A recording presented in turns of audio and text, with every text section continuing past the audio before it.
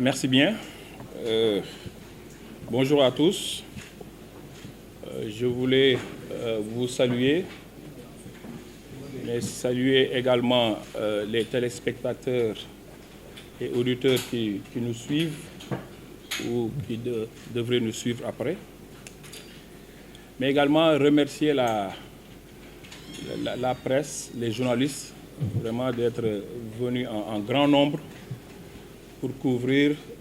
ce point de presse. Je suis le colonel Jean-Bertrand Bokandé, directeur de l'administration pénitentiaire. Je suis avec, à ma droite, l'inspecteur Mbaye Sarr, qui est inspecteur régional de l'administration pénitentiaire. Il a sous son commandement les 8 prisons de Dakar. Donc c'est le régional de Dakar. À ma droite, j'ai le médecin commandant Famara Seck,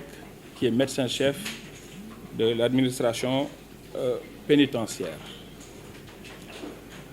Notre communication de ce matin va comporter 2 parties. Je vais faire la première intervention en wolof. Pour la deuxième partie, je vais laisser le soin à l'inspecteur Mbaye Sarr, inspecteur régional de Dakar, vous lire la déclaration. Si ça vous va, est-ce qu'on peut continuer? Voilà. Donc jërëjëf di bamtuwaat nuyoo yi yéen ñi ñëw fii di leen nuyu di nuyu ñu ñuy seetaan ak ñu ñuy déglu. Vraiment di jaajëfal presse bi ak taskatu xibaar yi ñu wuyu si nañu suñu waxtaan bu ñu dëgmal.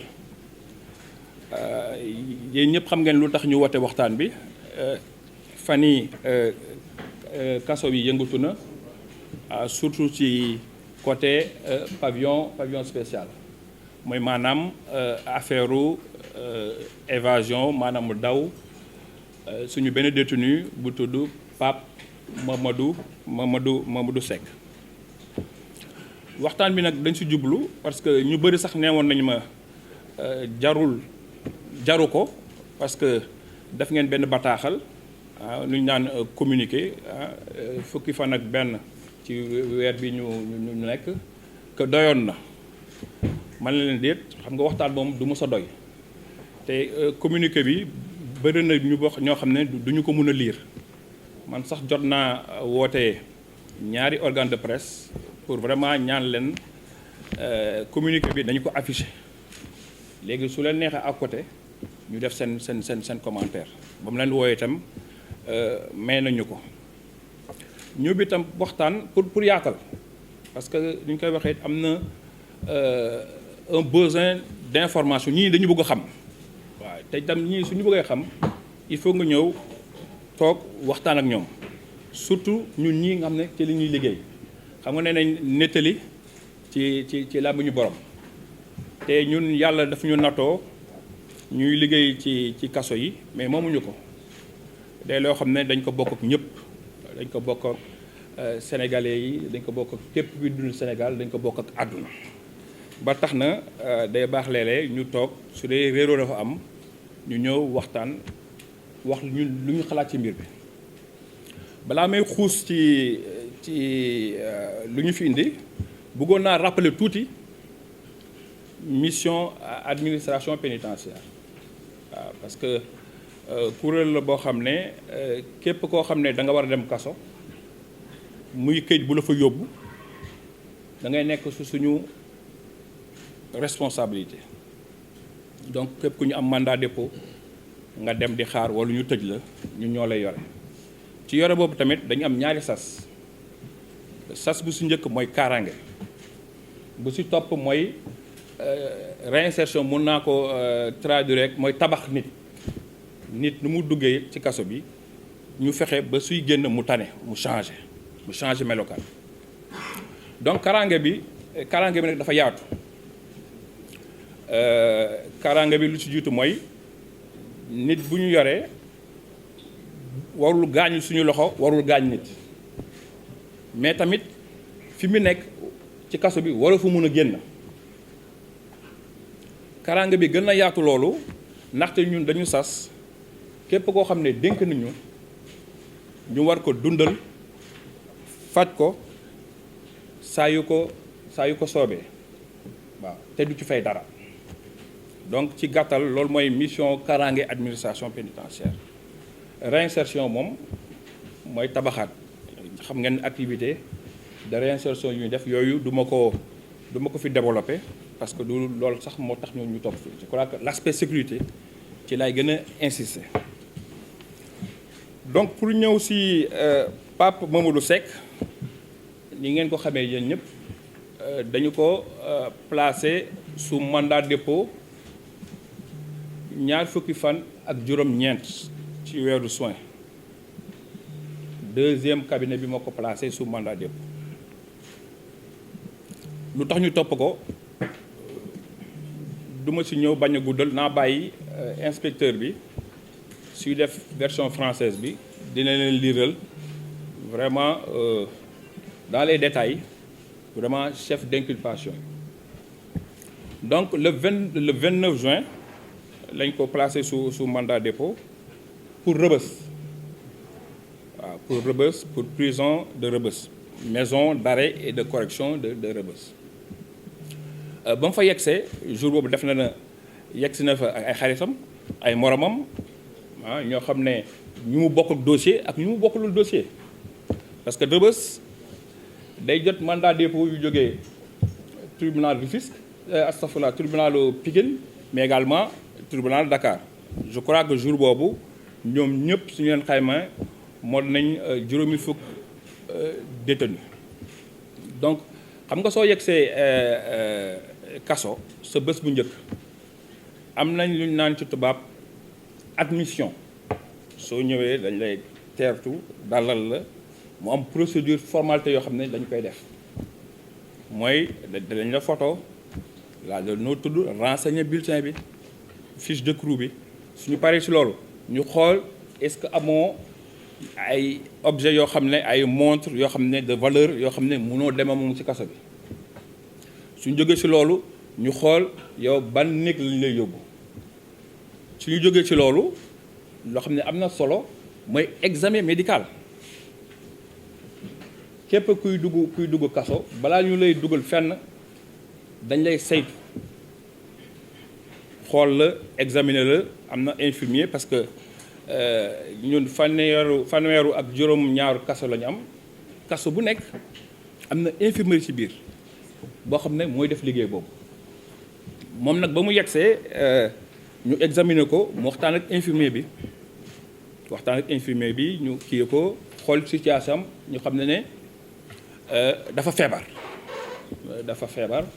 donc war na am prise en charge boo xam ne bu wut ak ñeneen ñi.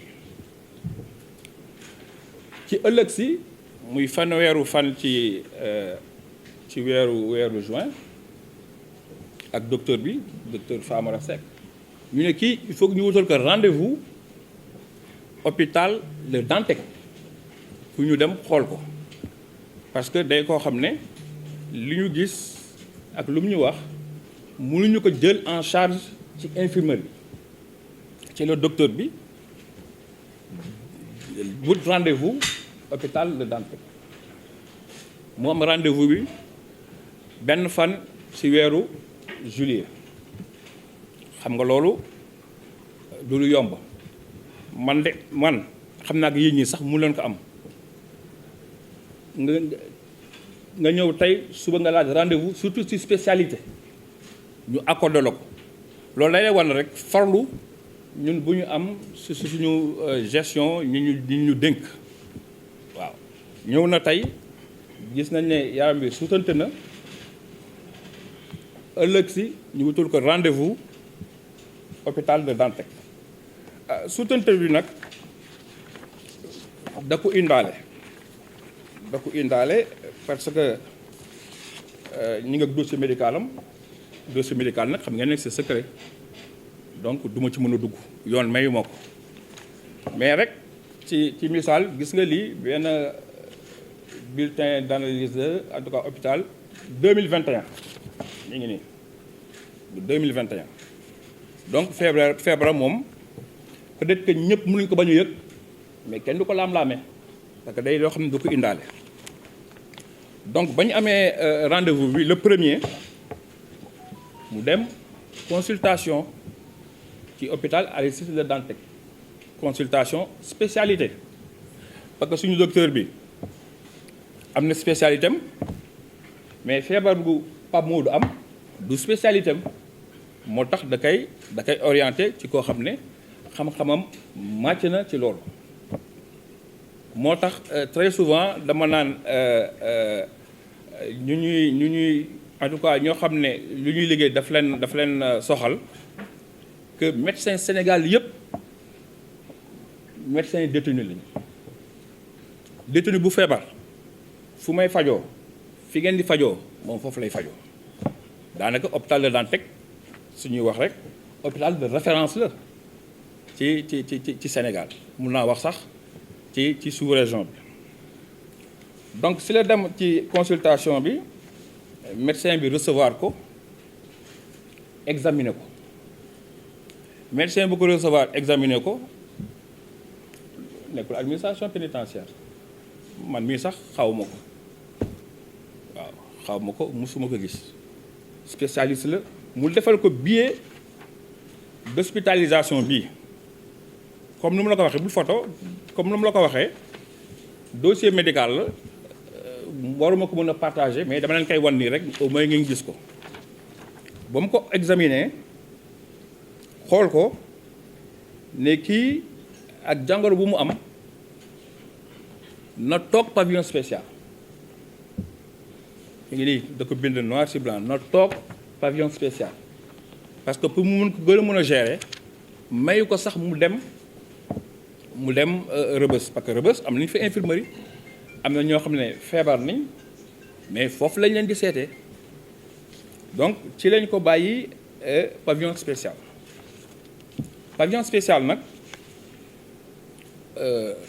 hôpital Le Dantec la pavillon hôpital la mais kaso la donc da ngay gis ne bërëb boobu dafa am un statut particulier te ñu fa nekk tamit naam ay détenu lañ mais nag dañu feebar te ñi fa nekk feebaruñu feebar bu oyof te pavillon foofu ñii dañu jóge fépp ci Sénégal di nga gis koo xam ne mi ngi ci kaso bi feebar nekk Vélingara dañ koy transporter indi ko pavillon spécial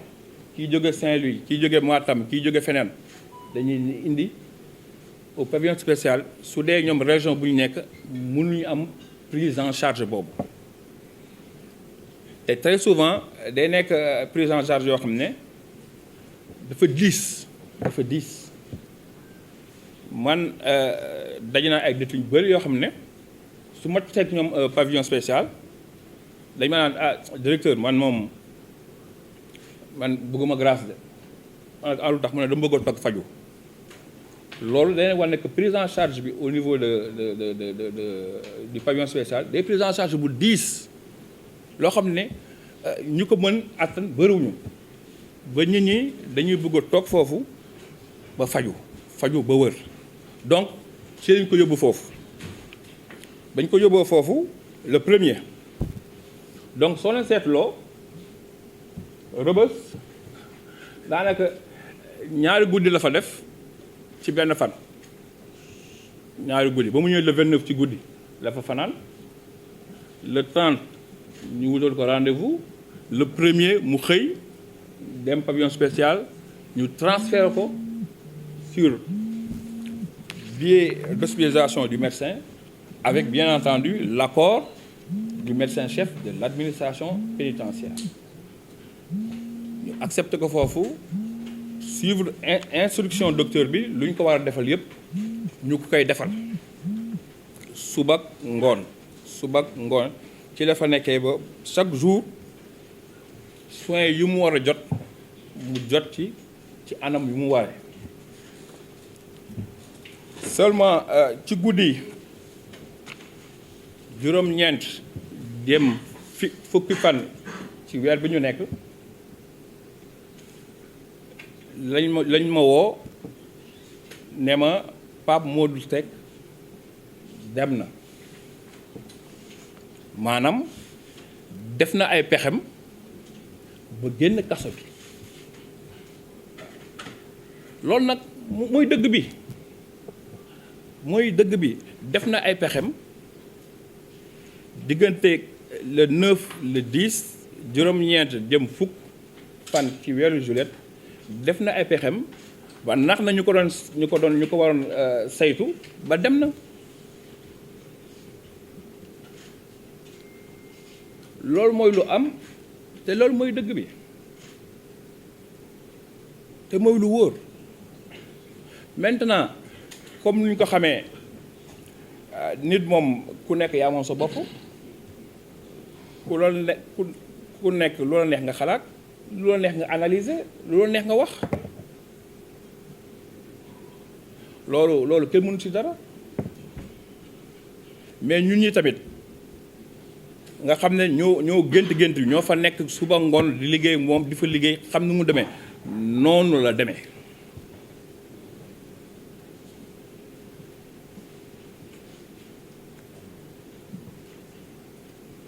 loolu mooy dëgg bi. maintenant loolu su amee ku nekk am na sañ-sañ laajte, mais loolu nag la mu nekkee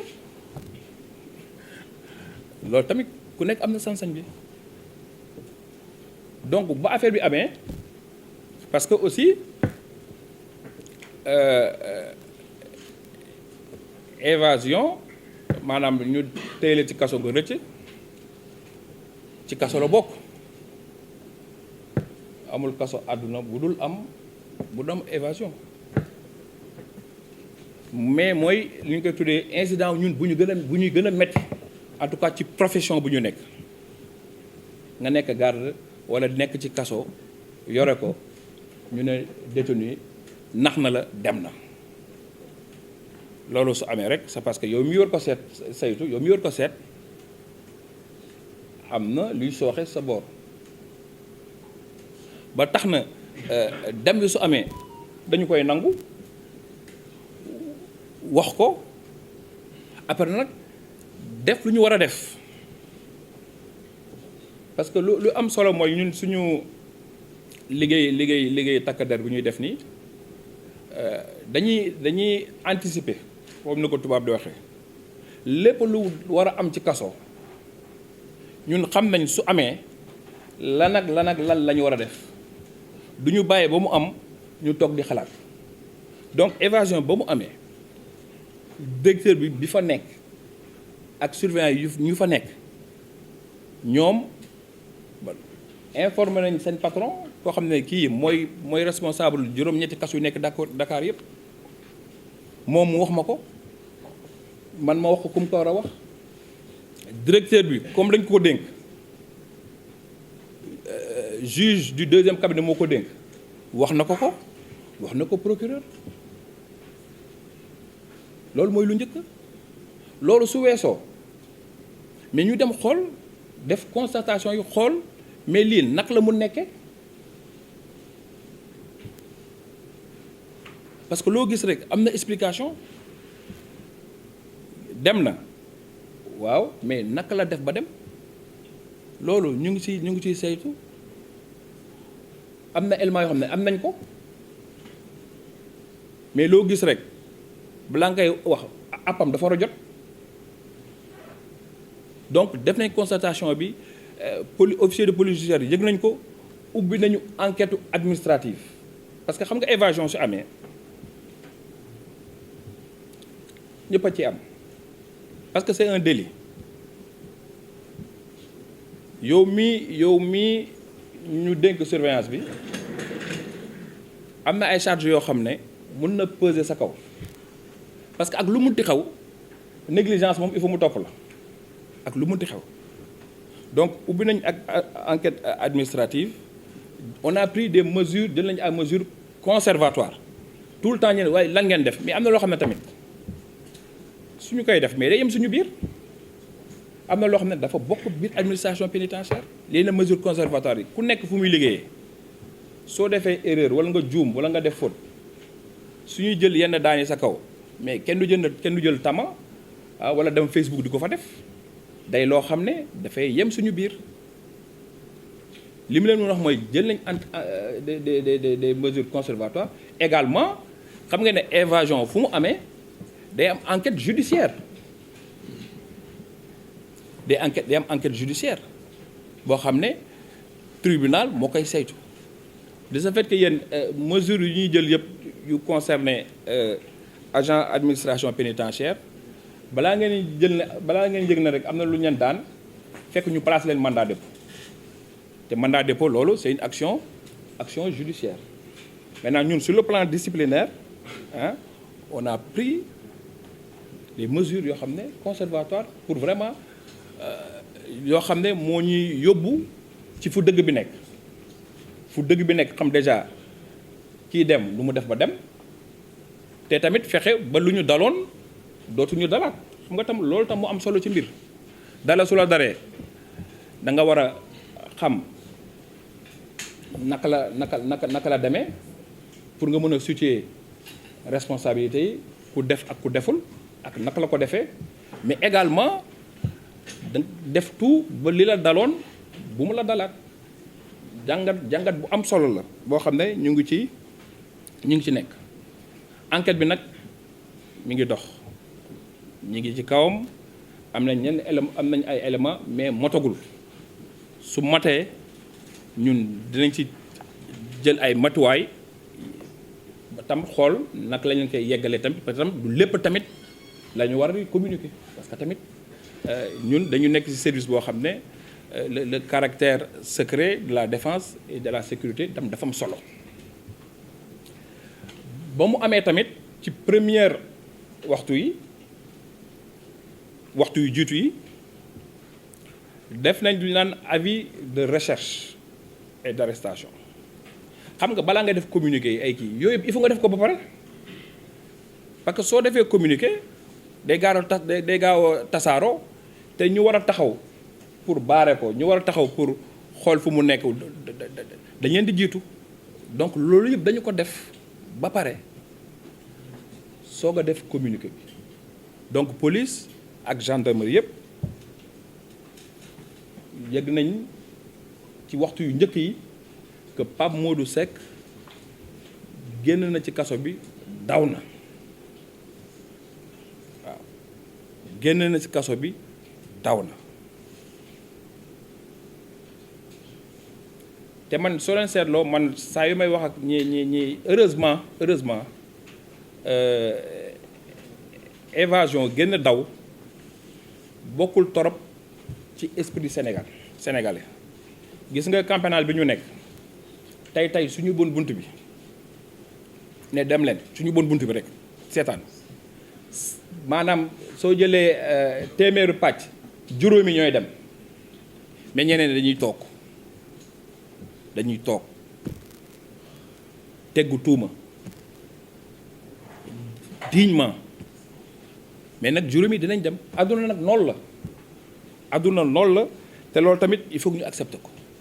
donc les recherches se poursuivent